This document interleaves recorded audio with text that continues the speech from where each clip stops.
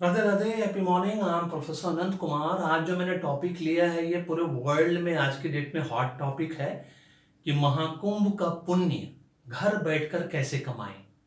जी हाँ, बिल्कुल आपने ठीक सुना। जो लोग महाकुंभ नहीं जा पाए, मैं भी नहीं जा पाया। ऐसा माना जाता है शास्त्रों के हिसाब से कि जिनको वहां जाना होता है वही जा पाते हैं, और जो गौ राधे राधे के अगेंस्ट जाने की कोशिश करते हैं वो मारे जाते हैं। जैसा कि अभी हुआ, दो दो बार हादसा हो चुका है, नई दिल्ली रेलवे स्टेशन पे हो चुका है, और महाकुंभ में खुद वो हादसा हो चुका है कि वहां पहुंच के वो लोग है ना स्नान नहीं कर पाए महाकुंभ के अंदर, क्योंकि वो उनके विश के खिलाफ था। क्योंकि जब तक इनकी आज्ञा नहीं होती, जब तक इनका परमिशन नहीं होता है, वहां कोई नहीं जा सकता। कोई भी ऐसा तीर्थ स्थल हो बिना उनके परमिशन के। मैं हैदराबाद में इतने साल से हूं, अभी तक मैं बालाजी का दर्शन नहीं कर पाया हूँ। बस यही सोच लीजिए, क्योंकि उनकी जब तक आज्ञा परमिशन नहीं होगी नहीं जा सकूंगा। मैं जामनगर जाके द्वारका नहीं जा पाया, राधे राधे के पास नहीं जा पाया, है ना। और जिस दिन माता दी के पास जाना था तो मैं जय माता दी, ऐसा संजोग बना कि सब कुछ होता चला गया। लोग बोलते हैं 6 घंटे में दर्शन होता है माँ का दर्शन, मुझे 2 घंटे में माँ का दर्शन हुआ। साईं बाबा का मंदिर कतली जा पाए थे, उनसे प्रार्थना किया था कि आपका दर्शन कर सकूं। ऐसा संजोग बैठा कि मेरा ट्रेनिंग ही वहां पे वर्कशॉप हो गया, तो मैं जाकर उनका दर्शन कराया। जब उनकी बुलावट आएगा, जब उनका बुलावट आएगा तो आप ऑटोमेटिक चले जाओगे। आज जो ट्रेनों में भीड़ है, ये सोचते हैं लोग कि महाकुंभ में जाके गंगा में स्नान करने से आपका पाप धुल जाएगा। ऐसा नहीं है। मैंने मोक्ष के ऊपर आपको वीडियो बनाकर दे दिया है। गंगा नदी में स्नान करने से आपका पाप नहीं धुलेगा। पाप और पुण्य क्या होता है मैं एक सेपरेट वीडियो बना कर दे दूंगा। लेकिन आप जान लीजिए कि अगर आप पापी हैं तो गंगा नदी में स्नान करने से नहीं पुण्य धुलेगा। क्योंकि पापी का मतलब है जो लोग छल, परपंच, ईर्ष्या, द्वेष, लोगों को ठगना, लूटना, हत्या करना, करवाना, है ना, ये सब करते हैं, तो आपको पुण्य मिलेगा गंगा नदी में नहाने से। बहू को जला के आते हैं, गंगा नदी में जाके जाइएगा, पुण्य मिलेगा आपको, किसी कीमत पर नहीं मिलेगा।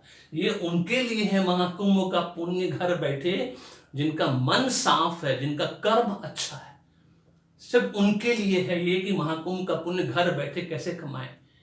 ठीक है, मैं आपको क्लियर बता दूं, मैं भी अभी तक नहीं जा पाया। मुझे बुलावा, मुझे मालूम है जब तक बुलावा नहीं आएगा मैं नहीं जा सकता, मैं कितना भी कोशिश कर लूं, है ना। जबरदस्ती जाऊंगा तो कुछ ना कुछ ऐसा इंसिडेंट एक्सीडेंट हो जाएगा जो कि उसके लिए जिम्मेदार फिर मैं खुद रहूंगा। उनकी राधे राधे की मर्जी के खिलाफ नहीं जा सकते, कुछ भी कर लीजिए। तो आज मैं बता दूं कि महाकुंभ का पुण्य आप कैसे कमाएंगे, है ना। तो इससे पहले 2 मिनट के खाली आपको बता दूं, अभी तक पेड न्यूमोलॉजी एस्ट्रोलॉजी नहीं कराया है तो आप देख लीजिए न्यूमोलॉजी एस्ट्रोलॉजी से आपको क्या मिलता है। आज ही कराएं, संजीवनी पैकेज के अंदर कराएं, इंडिविजुअल कराएं स्पेशल पैकेज के अंदर, बट न्यूमोलॉजी एस्ट्रोलॉजी दोनों रिपोर्ट बनाइए। क्योंकि एस्ट्रोलॉजी के हिसाब से जब तक कुंडली का जो दोष है, चाहे वो पितृ दोष के रूप में रहे, साढ़े शनि की 7.5 रहे, ढैया रहे, है ना, राहुदेव केतुदेव की दशा महादशा रहे, काल सब दोष रहे, मंगल दोष, जब तक इन सब का निवारण आप नहीं करेंगे तब तक आप न्यूमोलॉजी से, है ना, न्यूमोलॉजी आपको 2 साल टॉपर बनाकर रखेगा, 3 साल बनाकर रखेगा, उसके बाद धड़ाम से आप नीचे गिरेगा 3 साल नीचे। क्योंकि टॉपर बने रहना ये एस्ट्रोलॉजी करवाता है। आपका हड्डी टूट गया हाथ का, आपका एक्सीडेंट हो गया, हड्डी टूट गया, आपने पेन किलर खा के, दवाई खा के पेन किलर, आपने दर्द को दबा लिया, लेकिन ये हड्डी ठीक नहीं हुआ। हड्डी ठीक जो होता है वो प्लास्टर से ही होता है। आपने प्लास्टर कहाँ कराया? आपने तो पेन किलर खा के हड्डी को, दर्द को दबा दिया 3 दिन, 5 दिन, 10 दिन, 1 साल। उसके बाद फिर से जब बाहर निकलेगा तब क्या होगा? इसीलिए न्यूमोलॉजी एस्ट्रोलॉजी जो है प्लास्टर की तरह है। जब प्लास्टर कराइएगा तब परमानेंट क्योर मिलेगा, मतलब सॉल्यूशन मिलेगा। बस इतना याद रखना, पेन किलर से दर्द दबता है टेम्पररी, परमानेंट उसका इलाज नहीं होता। परमानेंट इलाज हड्डी टूटने के बाद प्लास्टर से ही हो सकता है। उसके बाद उसके साथ दवाइयां खानी पड़ती है जो रेमेडियल सॉल्यूशन के रूप में आता है। इसलिए महाकुंभ का पुण्य उनके लिए है जिनके कर्म अच्छे हैं, सबसे पहला। और घर बैठ के महाकुंभ का पुण्य कैसे कमाइएगा? लोग महाकुंभ क्यों जा रहे हैं, पहले उसका लॉजिक वो समझिए। महाकुंभ गंगा जल, गंगा जल का मतलब क्या हुआ? पानी। पानी का मतलब चंद्रमा, नंबर 2। तो चंद्रमा को ठीक करने के लिए गंगा जल में, गंगा में नहाने का मतलब क्या हुआ? गंगा जल पवित्र है। सबसे पहली बात बता दें, टीवी पे जो चल रहा है कि गंगा जल अपवित्र हो गया, गंदा हो गया। गंगा जल किसी कीमत पे अपवित्र नहीं हो सकता, न वो गंदा हो सकता है, क्योंकि गंगा जल का जो करंट है वो शिव जी के जटाओं से निकली है। गंगा, गंगा माँ जो है ना, और वो हिमालय पर्वत को, जड़ी बूटी को लेते हुए पूरा इंडिया के चारों दिशाओं में बहती है, सिंपल सी बात है, इस बात को ध्यान रखना। इसलिए उसको कोई मैला नहीं कर सकता, कोई गंदा नहीं कर सकता, उनका जल कभी खराब नहीं हो सकता। 55 साल तक कंटेनर में रखो तब भी वैसे ही पवित्र रहेगा जैसे 5 साल पहले था, 5 साल के बाद भी पवित्र, इसलिए उसके लिए एकदम चिंता नहीं करना है।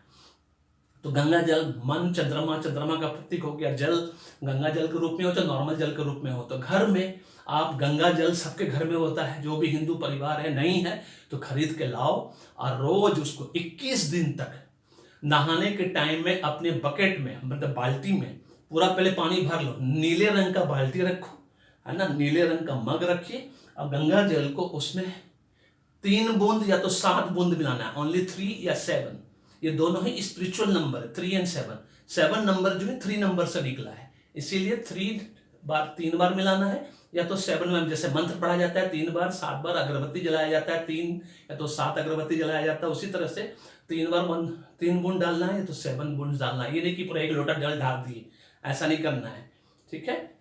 ये 3 और 7 का करना है। उसके बाद उस पानी से लगातार 21 बार नहाना है बिना गैप के, एक दिन भी नागा नहीं होना चाहिए, गैप नहीं होना चाहिए। या लाल किताब को फॉलो करते हैं तो 43 डेज आप नहा सकते हैं। फिर देखिए आपको घर बैठे महाकुंभ का पुण्य, है ना, आपको घर में मिलेगा, क्योंकि गंगा माँ सब जगह एक जैसा है।